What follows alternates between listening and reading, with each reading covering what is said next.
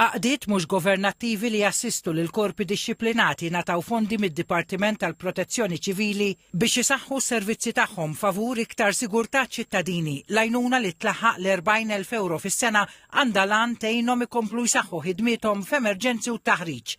Din il-kollaborazzjoni ssaħħaħ il-kapaċità ta' Malta biex twieġeb mod aktar effiċjenti għall-emerġenzi, diżastri u sitwazzjonijiet li jeħtieġu assistenza immedjata lil komunità. Fil-preżentazzjoni tal-fondi, il-Ministru għall-Intern, is-Sigurtà u x-Xogħol Byron Camilleri qal li dawn l-għotjiet huma investiment dirett fis-sigurtà tal-familji Maltin u jsaħħu l-ħidma tal-korpi dixxiplinati permezz tal-appoġġ tal-volontiera. L-rwol ta' diversi volontiera u organizzazzjonijiet dawn il-volontiera huwa essenzjali wkoll fil-xogħol li nagħmlu sew hekk permezz tal-Protezzjoni Ċivili, sew hekk fix-xogħol tal-emerġenza.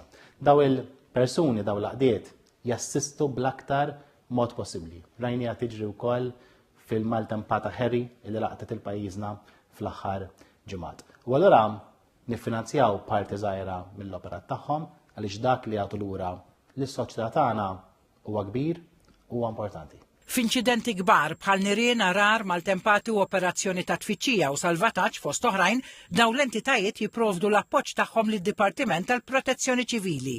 Illum intqajna hawnhekk mal-NGOs li joffru sapport il-Protezzjoni Ċivili biex inkunu nistgħu nirringrazzjawhom ta' ħidmithom kif ukoll ngħinuhom mod finanzjarju biex ikunu jistgħu jkomplu fil-ħidma tagħhom tar-riżorsi biex ikomplu jgħinu anke lill-Protezzjoni Ċivili fix-xogħol tagħhom. Dawn il-fondi huma importanti għall-għaqda tagħna għax bihom il-volontira tagħna jkunu jistgħu jaħdmu b'mod iktar effiċjenti biex fl-aħħar mill-aħħar jagħtu lura lejn is-soċjetà tagħna. Il-K9 Urban Search and Rescue tħarreġ klip apposta t-tiftix u s-salvataġġ.